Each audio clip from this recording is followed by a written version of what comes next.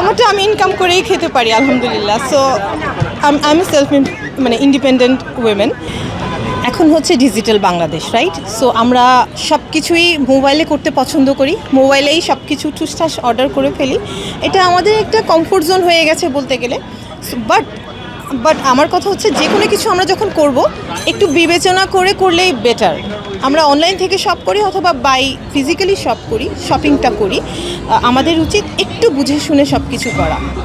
সেটা হোক শপিং হতে পারে, সেটা অনেকেই ডেটিং অ্যাপে যায়, অনেকে ম্যাট্রিমোনিয়ালও আপনার অনলাইনে করে ফেলছে, বিয়ে শাদির ব্যাপারটা যেটা লং লাস্টিং করছে না। সো আমার মতে বাংলাদেশের পিপলকে আরও একটু বেশি সচেতন হওয়া উচিত এবং নিজের বিবেক এবং বুদ্ধি কাজে লাগিয়ে নিজের লাইফটাকে সুন্দর করা উচিত।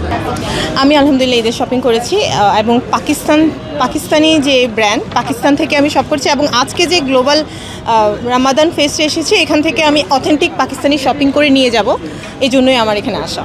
বাজেট হচ্ছে আসলে বাজেটের কোনো ইস্যু নাই, এমন না যে আমি 5 লাখ টাকার ড্রেস পরেছি, 10 লাখ টাকার ঘড়ি পরেছি, no, it's not like that. আমার যেটা পছন্দ হয় সেটা আমার বাজেটের মধ্যে হলে আমি অবশ্যই এটা নিয়ে ফেলি।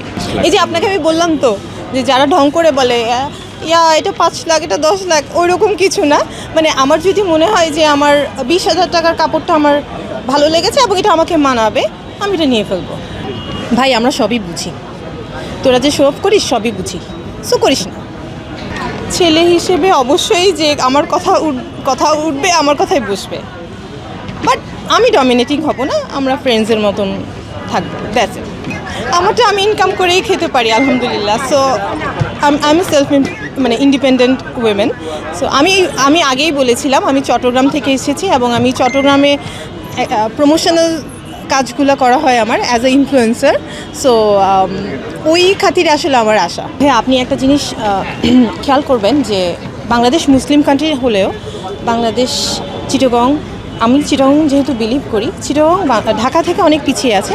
তারপরও কন্টেন্ট ক্রিয়েটাররা বলেন অথবা মেয়েরা বলেন যতটুকু এখন এগিয়ে যাচ্ছে, আই অ্যাপ্রিসিয়েট দ্যাট, আমি খুবই অ্যাপ্রিসিয়েট করি। বাট আমাদের উচিত যারা বেশি নেগেটিভ দিকে যাচ্ছে, নেগেটিভটা না শিখে আমরা পজিটিভ যারা আছে, আমরা পজিটিভ যারা কাজ করছে পজিটিভটা আমরা শিখি। সো সবার উদ্দেশ্যে আমার এটাই বলা যে আমরা ভালোটার থেকে ভালোটা নিব, খারাপটা থেকে আমরা চুজ করব না। আসলে বেসিক্যালি যারা টিকটক থেকে ভাইরাল হওয়া ট্রাই করছে ওরাই আসলে এই ট্রেন্ডটা করছে, আমার যেটা মনে হচ্ছে আর কি, আমি যেটা দেখেছি। সো আমরা যারা একটা ডিসেন্ট ওয়েতে কাজ করে আসছি, আমাদের কাজ করার ওয়েটা ডিফারেন্ট। হ্যাঁ, সো এই জিনিসটা টিকটক থেকেই বেসিক্যালি আসছে। টিকটকে আমাকে ওই দিন একজন বললো যে চলেন ভাইরাল হয়ে যায়। আমি কীভাবে ভাইরাল হবো, বলে উল্টাপাল্টা কথা বলে ভাইরাল হয়ে যায়। সো ওই স্ট্র্যাটেজি আমরা ফলো করি না। সো আমরা যেটা ফলো করি সেটা হচ্ছে আমরা ভালো দিকটা প্রমোট করছি, ভালোভাবে প্রমোট করছি, সভ্যতার সহিত প্রমোট করছি। সো আসলেই আমরা নেগেটিভ দিকটা প্রমোট করছি না। তো যারা করছে তারা বেশি দিন সাস্টেন করবে না।